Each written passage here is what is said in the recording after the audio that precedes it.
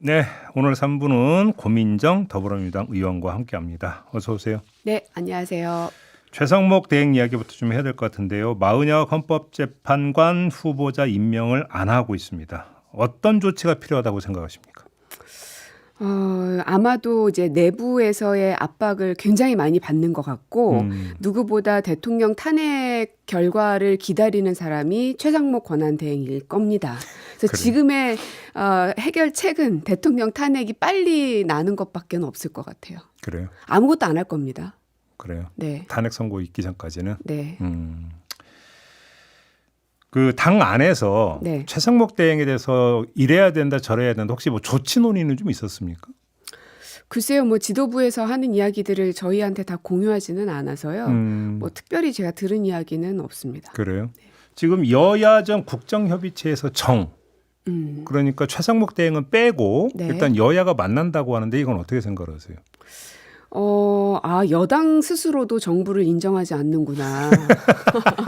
참 아이러니하죠. 해석을 그렇게 하십니까? 네, 스스로가 윤석열 정부는 끝났다고 선언한 거 아닙니까? 예. 그래서 지금 대한민국은 무정부 상태인 거죠. 그것을 국민의힘 여당이 인정한 셈이어서 저는 그들을 여당이라고 부르는 것도 그래서 동의가 잘 되지 않습니다. 그래요? 예, 여당이 아니죠. 그냥 각 정당들이 모여서 협의하는 거죠. 그렇게 해석을 하시는 예, 근데 정부가 없는데. 아무튼 근데 만나서 뭔가 좀 생산적인 결과가 나오느냐가 지금 관건 아니겠습니까? 다들 지금 시간 끌기 하는 거라고 봐요. 아, 예, 결국은 대통령이 정리가 되고 그 다음 정권을 어떻게 할 것인가 다 이제 그것만 지금 바라보고 있고 특히나 국민의힘 측에서는 후보자로 아무도 얘기 못 하잖아요. 왜냐? 그러면 윤석열을 부정하는 것이 되기 때문에 가장 속타는 게 국민의힘의 대선을 나갈 사람들일 겁니다. 그래서 하루빨리 이게 정리되길 바라는 거는 뭐 그분들일 거예요. 그 이재명 대표 이제 정책 행보가 계속되고 있는데 네. 이제 또 이제 그 어떤 이야기를 하냐면 K 엔비디아 그 얘기를 해서 보수 진영에서는 뭐 반발이 되게 극심하던데 의원님은 어떻게 평가하십니까? 이 구상은? 그것도 있었고 뭐 상속세도 있었고 뭐 여러 가지 정책 이슈들을 던졌는데 조금 거칠기도 하고 뭐 정돈 안 되어 있는 부분도 있습니다. 논의도 해야 될 영역도 있고요. 예. 하지만 저는 이재명 대표가 굉장히 잘하는 행보라고 생각해요. 왜냐하면 정책 이슈를 우리 민주당이 끌고 가는 모양새를 만들었거든요. 예. 거기에 대해서 국민의힘이 더 극렬하게 반대할수록 저는 오히려 더 잘 된 거라고 생각해요. 왜냐하면 이게 수면 위로 올라와야 여기에 대한 찬성 반대 의견들이 모아질 수 있고 의견들을 수렴해낼 수 있기 때문에 야당 대표로서는 저는 굉장히 잘하는 행보라고 봅니다. 주도권을 쥐었다. 네. 내지 선점했다. 네. 알겠습니다. 그럼 이건 어떻게 보세요? 이재명 대표가 어제 매불쇼에 나가가지고 그 2023년에 있었던 이재명 대표 체포동의안 표결 이 문제와 관련해서 당 일부와 검찰이 짰다. 이런 취지의 주장을 했는데 이거 어떻게 생각하세요?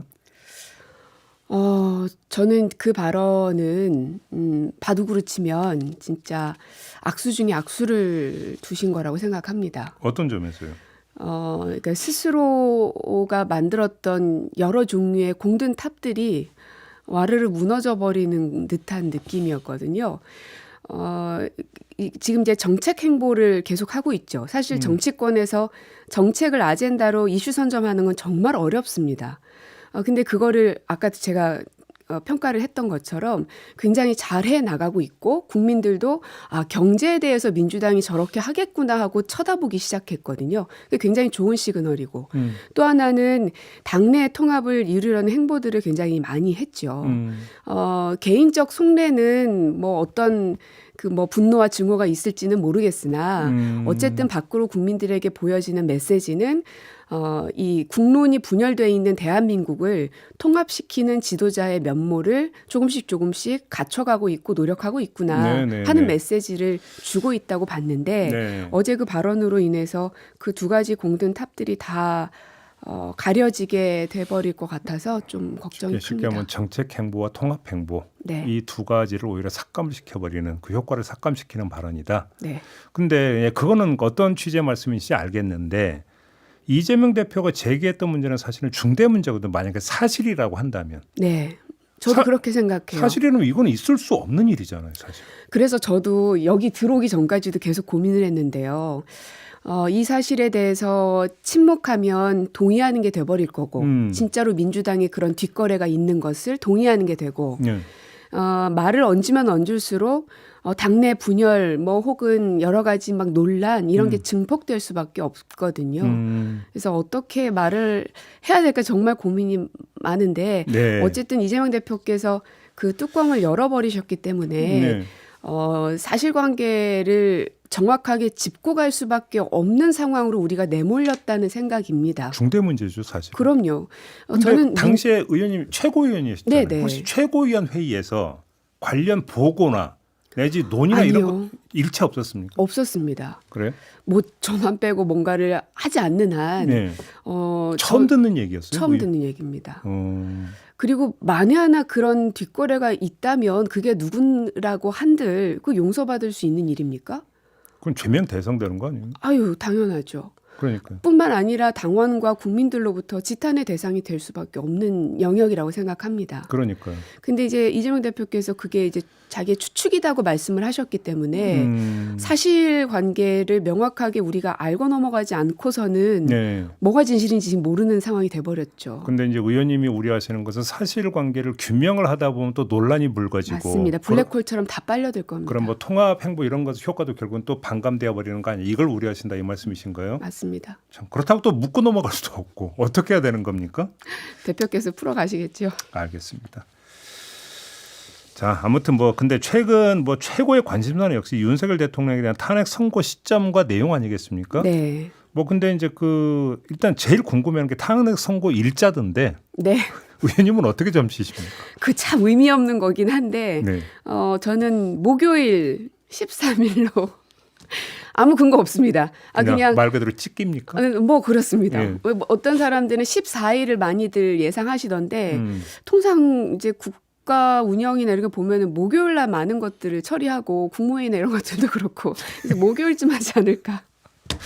어쨌든 좀 빨리 됐으면 좋겠습니다. 오늘이라도 당장 됐으면 좋겠어요. 선거 내용은 8대0 만장일치라고 혹시 전망하십니까? 네. 희망입니까? 전망이십니까? 희망과 전망 다 합니다. 그래요? 네. 그렇지 않으면 나라가 두동강 날 겁니다. 그래요. 예. 사실은 이제 그 선고 이후를 좀 걱정하는 분들이 좀 있잖아요. 그렇죠.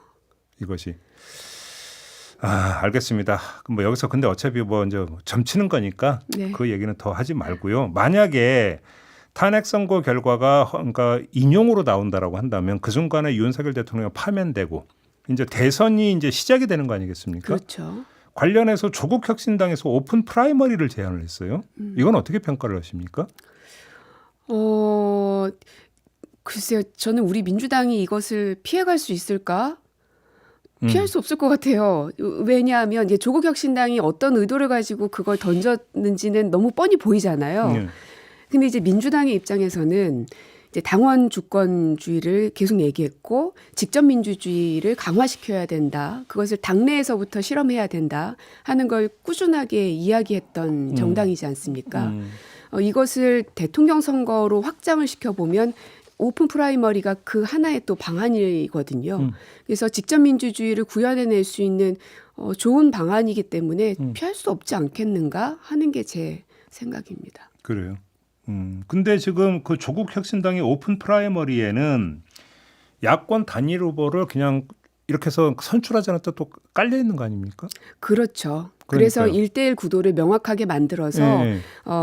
헌법 수호 세력과 반헌법 세력들을 구분해 내자는 생각이죠. 그러니까 민주당 후보를 오픈 프라이머리로 뽑자가 아니라 야권 단일 후보를 오픈 프라이머리로 뽑자라는 거잖아요. 이건 그렇죠. 어떻게 평가를 하세요? 이제 작은 정당들에서는 어떻게 해서든 그 영역들을 확장시켜야 되기 때문에 네. 그런 아이디어에서 내놓은 안이라고 생각을 해요. 그래서 이제 그 의도가 너무 뻔히 보인다는 말씀을 드렸던 거고 그러나 국민들은 지금 민주당이 꼭 집권해야 된다라기보다는 국민의힘 이 극우를 다 단절시키고 계엄 세력들을 처벌해야 된다는 마음이 강하거든요. 네. 거기에 있어서의 도구로서 민주당이 가장 힘을 많이 갖고 있기 때문에 네.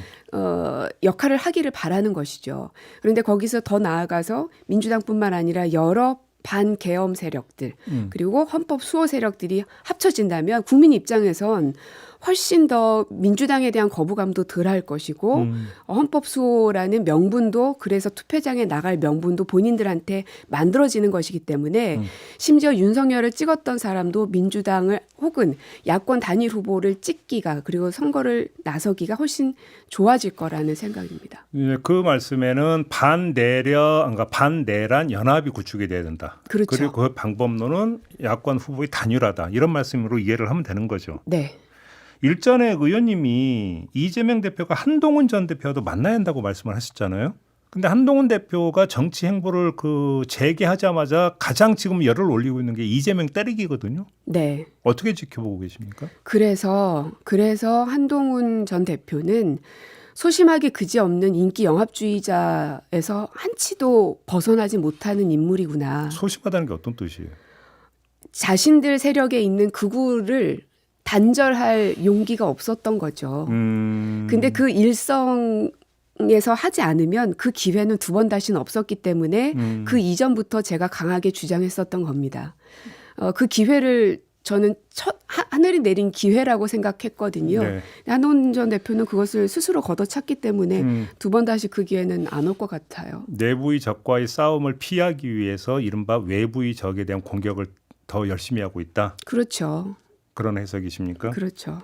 그러면 결국은 이건 이제 비유적 표현이긴 합니다만 내부의 적과도 결국은 손을 잡을 거라고 혹시 전망을 하시는 겁니까? 저는 이미 극우 세력들과도 손 잡을 것을 염두에 두고 한 발언이라고 생각합니다. 그렇게 보세요? 네.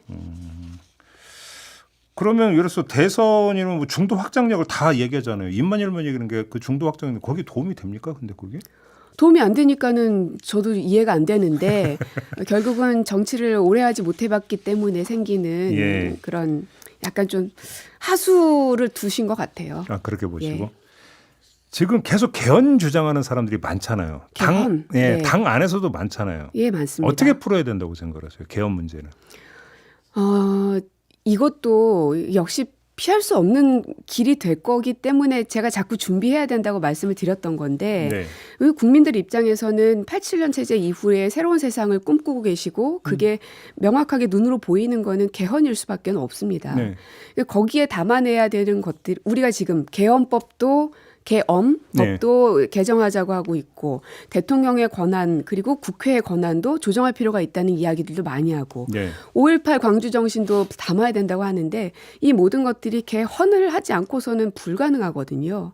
그러면 끌려갈 것이 아니라 어쩔 수 없이 하는 게 아니라 우리가 주도적으로 끌고 가야 된다는 겁니다. 피할 수 없다면 끌고 가야 된다. 이재명 대표는 네. 지금은 내란 종식이 우선이다. 계속 일관되게 이 주장을 하고 있잖아요. 그런데 의원님이 어떻게 해석하시는지가 궁금한데 내란 종식의 완결점은 윤석열 대통령 파면입니까? 아니면 정권 교체입니까? 뭐가 돼야 된다고 생각하십니까?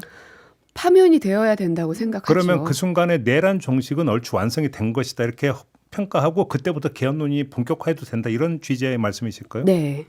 그런 그리고 뜻입니까? 그런 생각을 대표께서 갖고 계시지 않을까 하고 오히려? 네, 왜냐하면 지금 당장은 대표 입장에서는 야당의 대표이기 때문에 개헌의 뚜껑을 열 수가 없습니다.